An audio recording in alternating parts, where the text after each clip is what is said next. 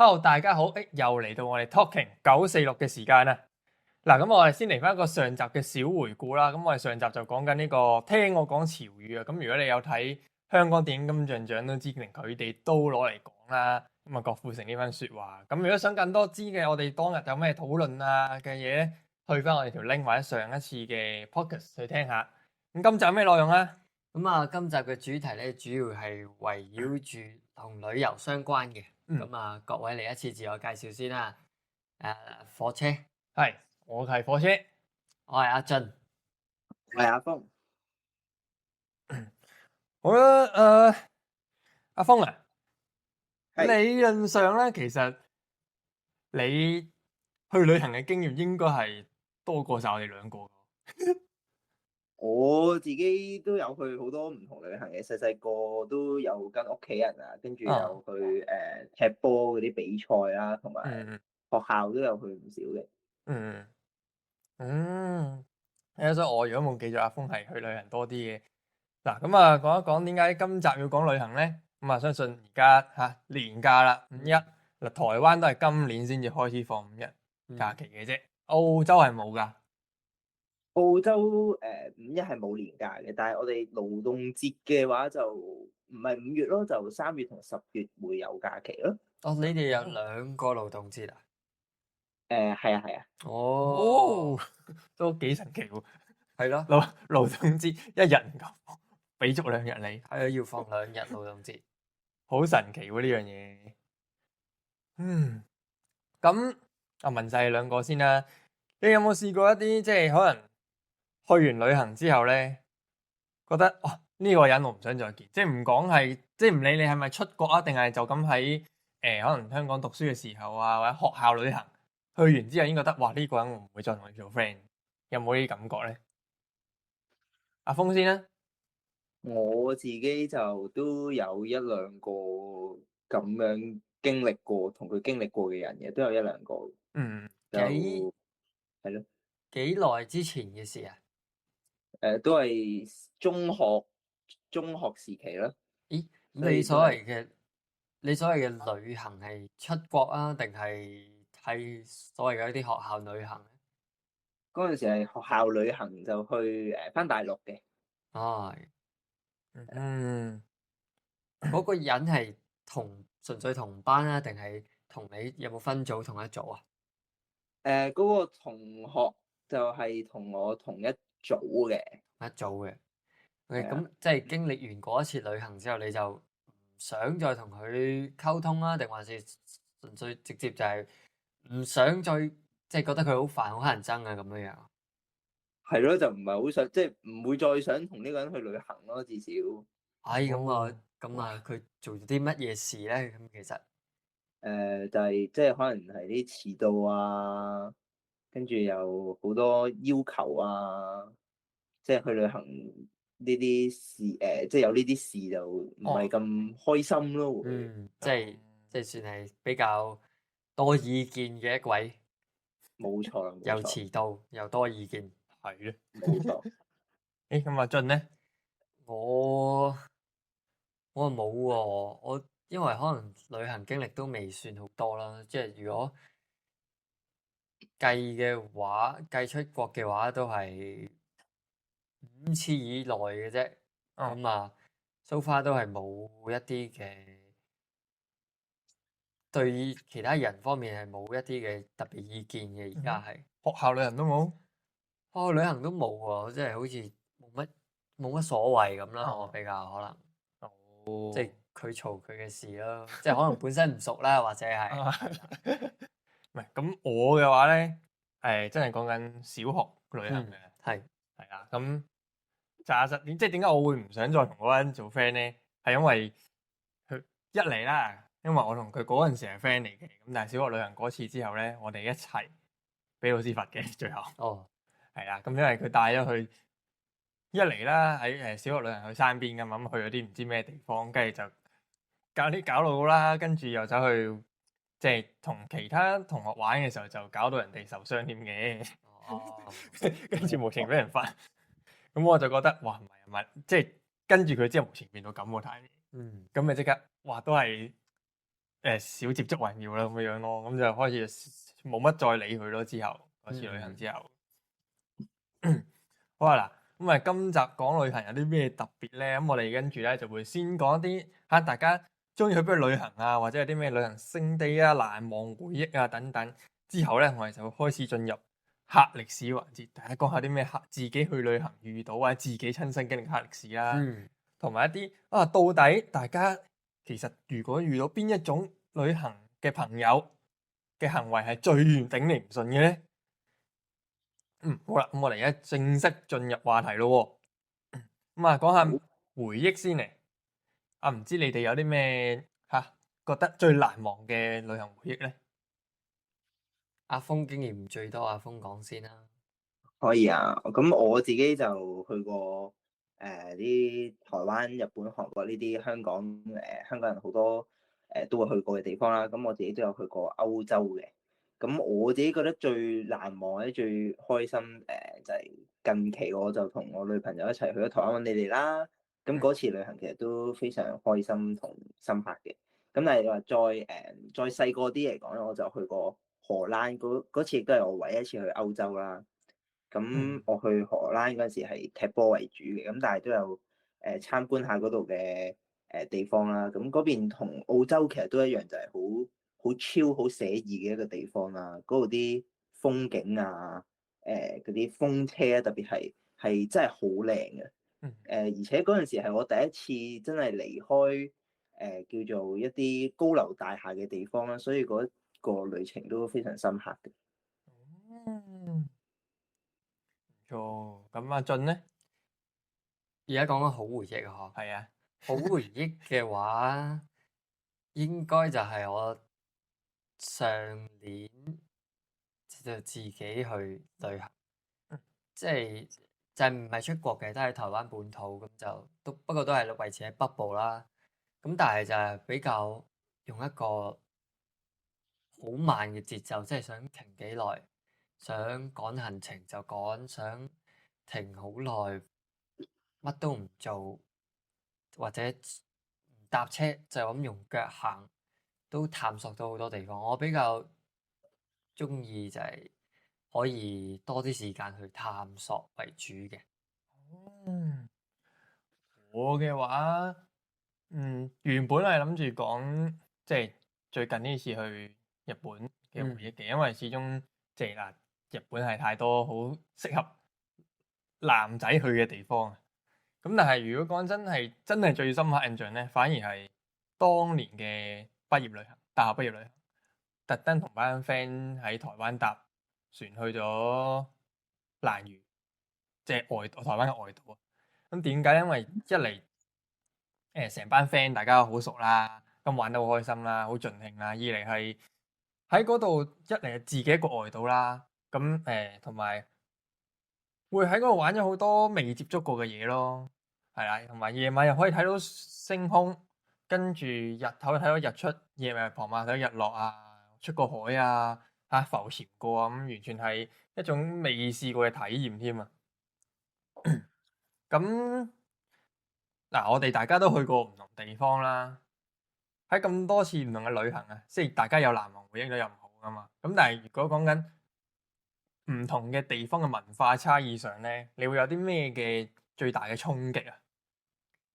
係啊，阿峰去歐洲應該同亞洲嘅文化係完全唔一樣喎，應該差好多嘅喎，差異上應該係差好遠。咁啊，峰你有冇一啲當地，譬如你去荷蘭嗰陣，有啲咩文化係一去到就哇，原來係咁嘅感覺咧？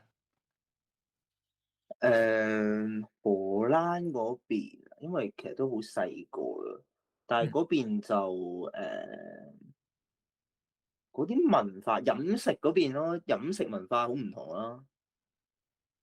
即係嗰邊係我哋呢度係食好多，即係周圍都有嘢食啦。嗰邊就一啲大型嘅嗰啲叫做超級市場啊，係好多嘅，即係同香港啊嗰啲係好唔同。香港就可能附近都有一間細細間嘅超級市場，但係嗰邊係冇嘅，嗰邊係好遠先有一間咯，就係。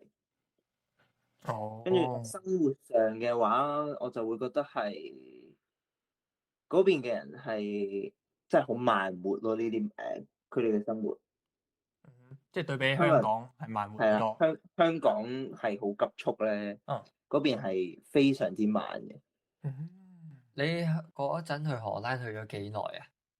嗰陣去咗1個禮拜多啲，好似去咗7、8日8日度咯。哦，嗰哇！邊嘅鋪頭其實都好早閂門咯，即係你話去到香港，可能去到夜晚8、9點都有好多條街仲好光啦，但係嗰邊夜晚6點已經係啲嘢閂晒嘅。哦6點咁早啊？咁早嘅咩？係啊，哇！咁即係當地咁，你有冇留意到當地人到底係喺屋企食晚餐多定係出街食晚餐多？6點幾閂門喎？嗰邊其實都係多喺屋企食嘅。哦，即係原來就係咁。咁阿俊咧？異地文化衝擊嘅親身經歷嘅話咧，如果以台灣本土嘅，台灣本土都有好多南部同北部嘅文化差異。譬如南部就好似真係乜都係會加糖，即係咩食物都會甜，即係主要都係圍繞喺食物嘅文化、飲食文化上邊嘅差別咯。即係好似都試過，明明嗌甜不辣，即係台灣甜不辣，由關東煮，嗯，北部係鹹噶嘛，好似日本嗰啲關東煮咁。但係去到南部咧，你飲個湯，一食嗰嚿肉咧，甜甜嘅，全部都係甜嘅喎，係會覺得肉都甜啊！係啦，完全係冇辦法習慣到嗰種甜咯。哦，好奇妙啊呢樣嘢。我嘅話，算唔算文化衝擊咧？因為講緊嗱，我哋移民嚟台灣一段時間啦。咁之前我有一次去新加坡之後咧，我嘅第一刻感覺係新加坡咧，其實係同香港幾乎一模一樣。即係咁，不論係交通啦、馬路設計啊、大廈、高樓大廈林立啊，成個 feel 都係好似喺香港咁樣樣咯。咁但係當然有少少文化差異嘅，譬如話我好老實，我相信你都知嘅，新加坡係唔俾水香口膠，亦都冇乜垃圾桶嘅，係真係好乾淨佢哋，同埋佢哋好多嘢都真係比甚至話比香港高科技咯。就算我哋早排翻過香港一次，我都覺得哇，嗰一次去新加坡係真係完成一個高科技化嘅香港添啊！邊度，即係令我都覺得有啲感嘆哇！雖然同香港係有相似嘅文化，咁但係始終人哋進步先進好多咯。再加上而家台灣會覺得哇，台灣其實真係好慢咯。嗯，咁如果問你哋啦，而家即刻諗最想去邊度旅行咧？阿峰先咧？我自己最想去旅行，一個係我最想去阿布扎比嘅。但係阿布扎比就最主要想即係睇賽車啊，同埋睇下即係中東呢邊嘅嘢。但係咁呢排就可能唔會啦。咁所以如果我自己另一個最想去係由細到大都好想去，就真係好想去英國嘅。我自己想去利物浦嗰邊，因為我自己英國係啦，自己就最中意利物浦呢隊波啦。咁自己都好想真係去利物浦個球場，亦都睇下利物浦呢個市，究竟嗰個即係啲人成日睇波都話嗰度嘅氣氛啊，真係好好嘅睇波，所以自己都好想去一次。如果我最想去亞洲，譬如果以地區嚟講，亞洲會比較想去日本先啦，因為首先係未去過啦。但係如果以歐洲嚟講咧，我會想試下去意大利，因為我唔知點解由細到大都覺得意大利呢3個字同其他歐洲國家嘅名相比起嚟咧係比較特別嘅，對我個人感覺嚟講，即係意大利嗰啲人講嘢又特別啦，而意大利又感覺好多嘢食啦，又感覺好多文化嘅景點可以睇，所以歐洲嚟講會係意大利啦，亞洲嚟講會係日本。咁阿火車咧，你有咩地方係最想去嘅咧？如果最想嘅話，歐洲嚟講就會係西班牙嘅，嗯因為始終自己最中意就係睇巴塞隊波啊。嗯咁啊，同埋一直都好覺得西班牙仲有鬥牛節啊、番茄節嗰啲，我會覺得好似即係當地嘅文化令我都好想去接觸啦。咁另一樣，如果你話另一個我反而會想去邁阿密，美國邁阿密。點解？因為佢嗰度有迪士尼，又有環球影城，又有溫賽車場，即係 stay 喺嗰度，可能一個月咧，你係可以接觸晒咁多樣嘢咁樣咯。好啦，咁大家都知，原來大家都好向往去唔同地方，甚至其實大家都會想離開亞洲區啦，即係可能去歐洲、美洲咁樣樣啦。咁但係喺大家咁多次旅行，你有試過有啲咩黑歷史咧？又黑歷史即係無論係你自己經歷啊，你自己自身嘅黑歷史，定係你見到你身邊嘅人同你一齊去旅行時嘅黑歷史都得。如果我嘅話，我想講我最近一次，即係我啱啱提到自己都幾中意嗰一次嘅旅行，嗰次係最中意，但係亦都有個黑歷史就係有個又唔記得咗個名，我喺宜蘭附近啦。咁啊喺蘭陽附近嘅，宜蘭嘅蘭陽附近，咁啊有個碼頭，唔記得咗叫咩名，而家啱啱醒唔起。咁但係咧，我睇咦，哇好靚㗎喎，而且距離蘭陽博物館都睇地圖上唔遠啦。咁我嗰陣租咗個機車，咁但係我就費事人生路不熟，費事又唔知邊度可以停機車，又唔知驚認錯路啦。於是咧，我就決定我將架機車係停咗喺蘭陽博物館之後行過去。OK，睇地圖，咦15分鐘就到咯喎。咁咦仲要一條直路啫。哇！咁我一路行啦。咁嗰陣係晏即係11點零。哇！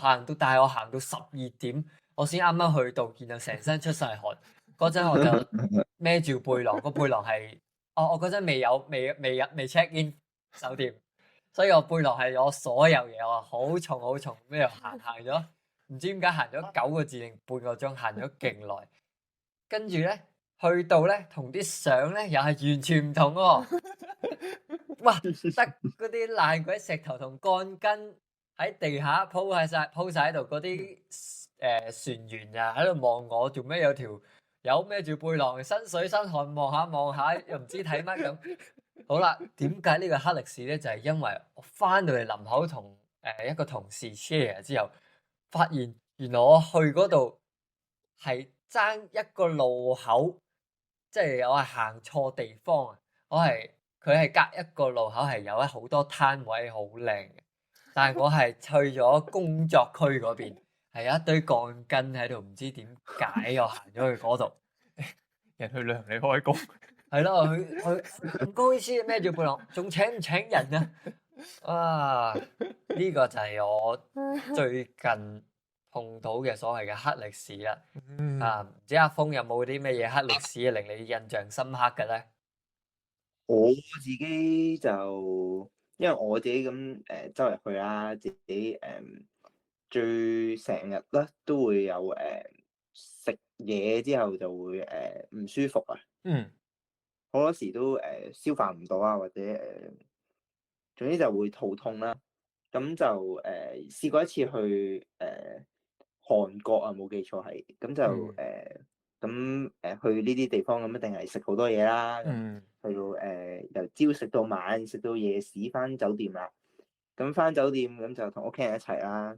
嗰陣時就去廁所，咁就夜晚就肚痛咁去廁所。去廁所出到嚟都冇乜特別，咁都係正正常常啦。咁直到我個妹啦，就諗住去廁所喎。跟住佢就無端端大嗌啦！哇！個廁所塞咗啊！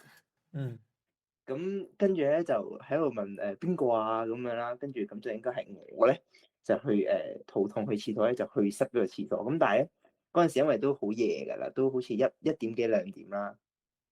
咁冇理由呢啲咁核突嘅嘢就打去前台，咁我哋就冇打去前台。咁但係咧個廁所又用唔到，咁啊諗緊點算啦？咁就最後我哋係上網揾咗啲方法點樣通渠咧。我哋係自己攞個好似係保鮮袋咁嘅物體啦。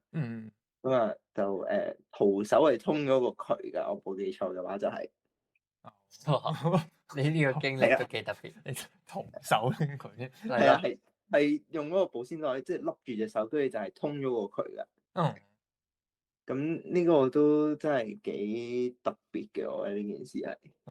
嗯，如果我嘅黑歷史嘅話，反而係真係好細個嗰陣，即係講我哋一家同埋我家姐一齊去旅行，去邊啊？去長隆啊嗰陣。係咁咧，成單嘢真係好鉗啊！直頭係，因為首先去到啦，跟住喺長隆嗰度 check in 喎，跟住酒店話：咦，雖然我哋係即係真係俾咗錢有 record，但係酒店自己出咗系統問題，令到兩間房唔係相連房。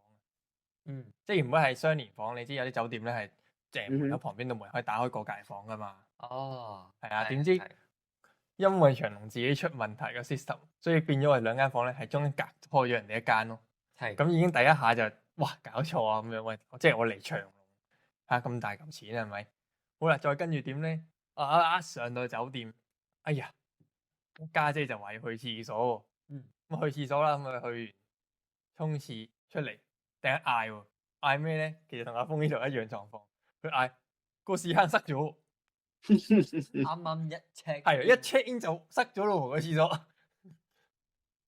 咁跟住就即刻即係call 下邊啲 reception 叫佢哋上嚟處理啦。咁跟住人哋係一個好奇怪嘅眼神，怪異咁望住我哋咯。喂，有冇搞錯啊？啱啱一 check in 就屙塞喎哇係廁所咩人嚟㗎咁樣咯？完全係覺得成件事即刻哇好醜啊！都即係呢個直情係我深刻嘅印象添啊！永遠而家每一次見到我家姐，每一次一諗起長隆，就淨係諗起冇酒店房分開，同埋屙塞廁所，淨係啱 check in 就屙塞個廁所咁樣咯。嗯哇！真係太奇妙啦成件事。咁啊，其實個個都會講啊，去旅行有唔好嘅經歷，即係有好有唔好嘅經歷啦。咁好多時都係一啲一齊去旅行嘅人會做嘅。咁可能我哋自己未必有，咁但係我哋上網睇過啊，或者自己親身經歷嘅時候，你覺得邊一類嘅同你一齊去旅行嘅旅伴係最唔能夠接受佢嘅行為咧？嗱，講翻通常我上網有搜集過嘅，通常有啲咩例子咧？譬如話乜都得嘅怪人啊，即係點啊？就係你問親佢 OK 冇問題，OK 冇問題，到去嘅時候，喂呢個唔得，呢個唔好啦咁樣樣，即係又要話冇所謂，然後又諸多機格。另一個係咩咧？就係躺平啊，就係去之前，甚至去到現場都從來唔會幫手訂任何嘢啊，又唔會 check 地圖，又唔會做乜都唔做，淨係負責咩就去到食、玩、瞓、影相，乜都唔做嘅。咁仲有第三個就係極度慳錢啊，就係好似鐵荷包咁，就算去到邊都唔會揞荷包，慳得就慳，慳到有啲過分添啊！直頭係。咁跟住就係第四個就係遲到啦，完全冇時間觀念噶啦。第五就係呢個負能量爆發啊，無論咩時候都係散發負能量啦。咁跟住仲有就係專係超級管制行程或者破壞行程啊。即係可能你可能嗰條友係特登 plan 好行程，佢覺得一定要遵守。你差少少佢都發緊陣嘅，又或者係專係就係 plan 好行程啊，是但啦咩啊？你嗰日 plan 4個行程，一個得啦咁樣喎。咁你最唔中意邊啲咧？阿峰咧？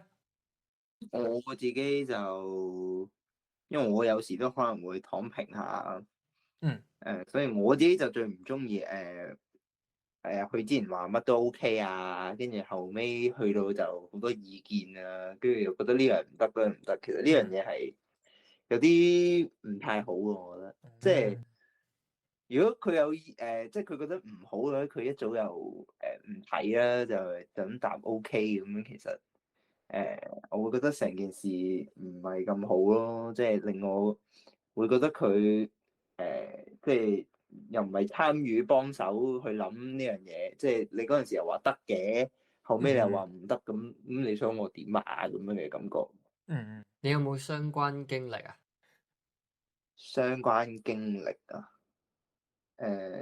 又冇特別大嘅相關經歷，因為我平時就通常做躺平嘅，嗯因為我自己通常都係跟屋企人啊，或者跟學校呢啲咁，其實都唔係好使諗嘅，所以呢一隻我就冇乜經歷過。嗯，但係如果我遇到呢啲，我應該都會幾猛咯個人。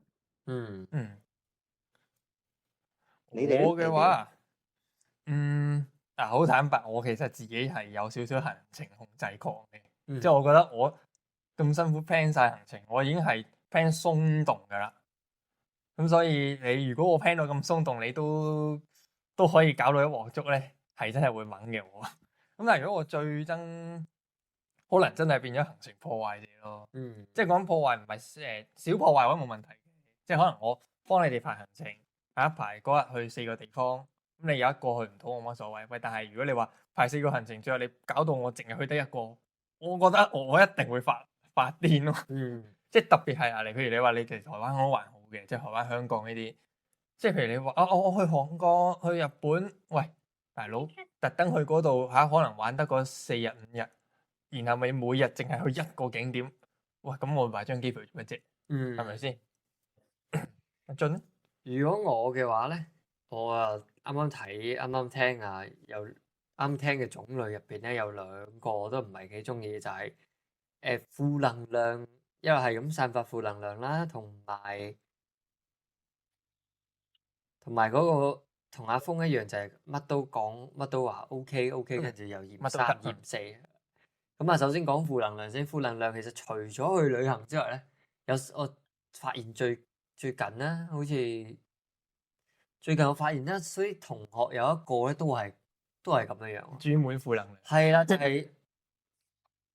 係佢發生少少嘢，發生好小事啫，真係非常小事。即係譬如食飯，而家學校1點40分要上堂嘅，佢去到1點啦，佢已經好係咁話，哎呀死啦，遲到啦，點又好誇張有呢又落，係啦，我呢個好誇張。但係重點係個餐廳距離學校係只係5分鐘距離，佢都喺度壓支壓咗，同埋發生少少嘢都覺得，哎呀死啦，會唔會趕唔切啊？死啦，會唔會會唔會唔好㗎？會唔會發生啲好差嘅事？佢係講晒所有理論上唔會發生嘅負面嘢出嚟。另外咩都 OK 嘅人咧，就令我諗起試當真，佢哋都有拍過條片。去丁島好似阿游學修就喺度話豪哥好似係定唔記得話邊個啊？哇，乜都 OK，去到嗰度你又話乜又話乜，去到嚟到英國食 pizza 你又話乜又乜，香港都有得食。哇！呢啲真係我覺得頂唔順。即係你嚟去旅行仲有慳錢我都覺得你已經準備咗筆錢去旅行，你就應該好好喺旅行嘅途中盡你嘅能力去享受，即係呢個先係我覺得係旅行你要花錢嘅地方，就係你用心去享受你，即係唔好理，即係除非計10幾萬，突然間買嚿10幾萬嘅嘢太貴啦。咁但係如果你真係少少錢都死慳死抵嘅，咁你不如留翻喺香港或者留翻喺居住地啦，係啦。唉，好啊，咁我哋就睇下今日嚟嘅邀請佢嚟分享嘅來賓啊，睇下佢有咩見解先。我而家聯絡下佢先。咁喺佢聯絡到之前啦，即係好似頭先講過咁多啦。咁我相信，即係每個人都會有自己嘅諗法啦。即係好似你咁，你都噏咗好幾個啦。咁如果你真係要揀淨係揀一個啫，因為畢竟我哋今集其實最後一定要揀一個，我哋都公認為一定係最唔得嘅。你會揀咩咧？諗一諗睇下，應該就差不多啦。再總結一次我哋有啲咩嘅最差嘅旅伴行為咧？乜都得人啦，躺平啦，極度慳錢啦，遲到啦、負能量啦，同埋呢個行程嘅控制狂或者係破壞者啊。咁啊，6個選擇，阿峰都要諗一諗咯喎。嗱，好啦，咁我哋睇下來賓係邊個先。喂，你好，聽唔聽到 Hello， ？Hello，點稱呼？安生，安生係嘛？嗱，我哋今集咧就喺度講一啲旅行經歷啦，咁我哋分享下一啲你最好最有回憶嘅旅行經歷，同埋最差嘅旅行經歷啊。最好啊，最好咪台灣咯，都係嗯，點解咧？台灣，因為好多地方，因為我有親戚喺台灣啦，嗯咁佢就可以車我周圍去我未去過嘅地方啦，嗯咁樣咯。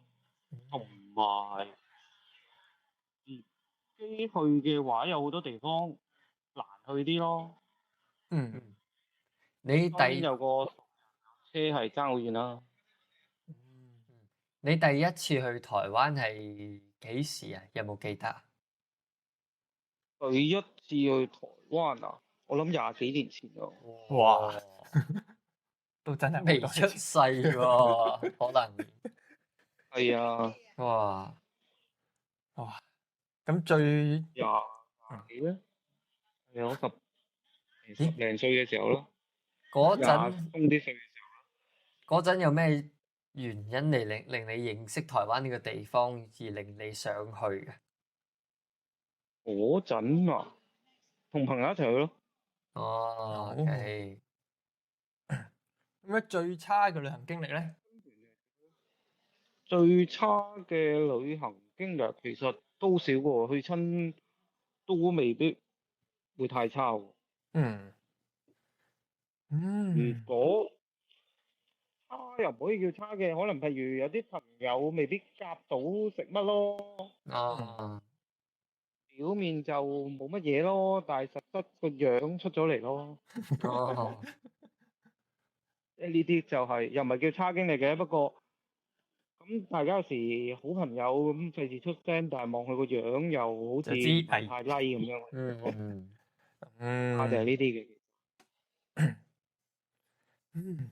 嗱，咁我哋頭先我哋自己傾嘅時候咧，就講咗幾個喺網路上揾到翻嚟咧，就話一啲最差旅伴嘅選擇啊。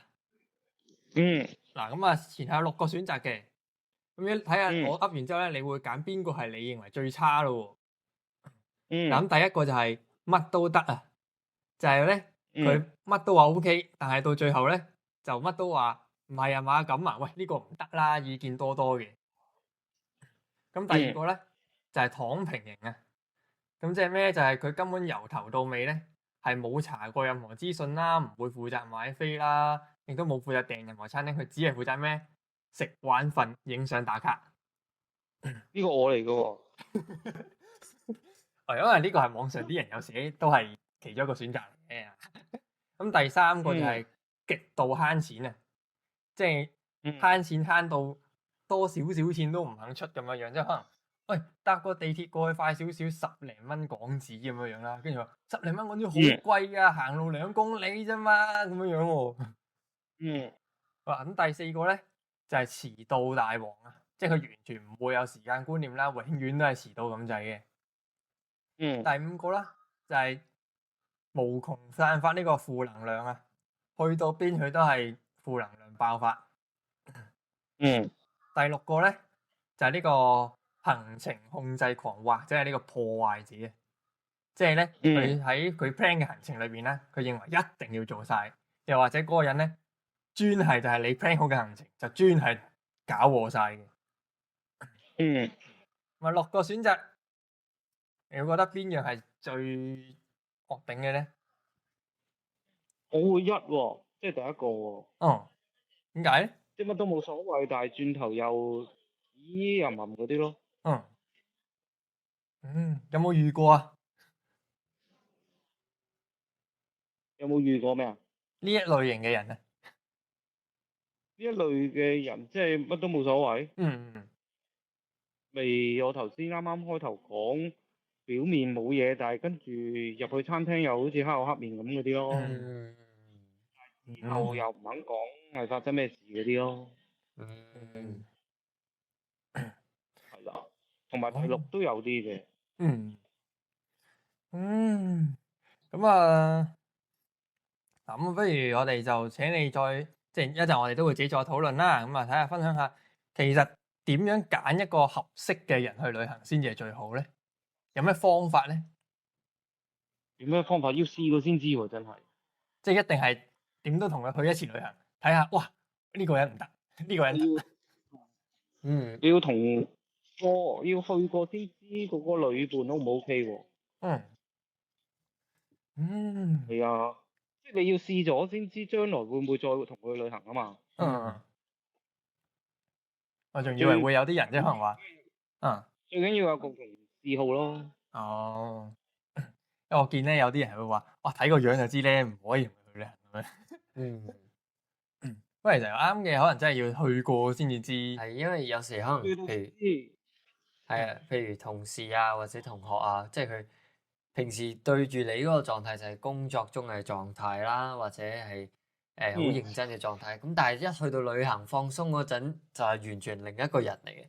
咁可能的確係要同佢一齊去過旅行先會知道，咦到底原來對方喺放鬆嘅時候，哇原來佢係哇咁挑剔嘅喎，原來佢係哇原來同想像中同工作中完全兩回事嚟嘅，即係去旅行揀一個好嘅旅伴都係非常之重要。阿峰咧，阿峰有冇咩睇法？要真係選擇一個旅伴，你真係要去過先知嘅。因為你試過可能同一間房，跟住平時見佢冇乜理寫，但係去到旅行咧就好理寫嗰啲咯。非常認同。係。係啊，即係可能衫啊，去到唔會即係唔會齊整咯。周圍擺啊，跟住又揾餐懵嗰啲啦。哦，咁係。要去到先知咯。好啊。問多你最後一條額外問題。如果要你而家即刻揀，唔好諗。係。而家最想去嘅旅行嘅地方係邊度？日本咯。日本。哇！果然香港人係好中意去日本。係，台灣人都係，台灣人都好中意日本。係。好神奇嘅嘢。因為太耐冇去啫。好啦，咁啊，今集地方又唔想去嘅，不過我遲啲安排咯。好啊，咁啊，多謝你上嚟分享啊。好，咁我哋下次睇下會唔會有機會喺其他話題度再邀請你先。好啊，好啊，好啊。好啊，再見，多謝，再見，拜拜。拜拜。拜拜。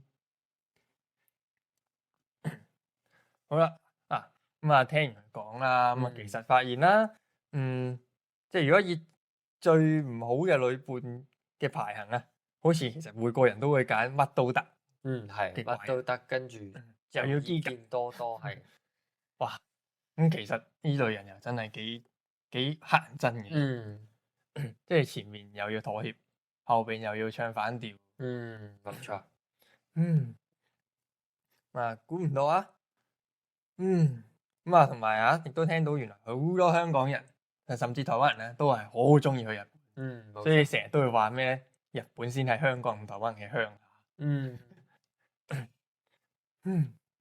好啦，咁啊，今集時間就差唔多。咁啊，大家都聽到啦。你睇下你哋會唔會留言講一講你哋嘅最差旅伴。咁我哋下集就會講咩咧？下集就會講愛情啊。咁到底係講咩愛情相關嘅？記住留意下集咯。好，咁啊，中意咧記得訂閱、留言、分享。Sorry，我哋有次。咁啊，中意嘅話記得訂閱啦、留言、分享你嘅諗法啦，同埋俾 like、share 俾朋友。我哋下次再見，拜拜。再見，拜拜。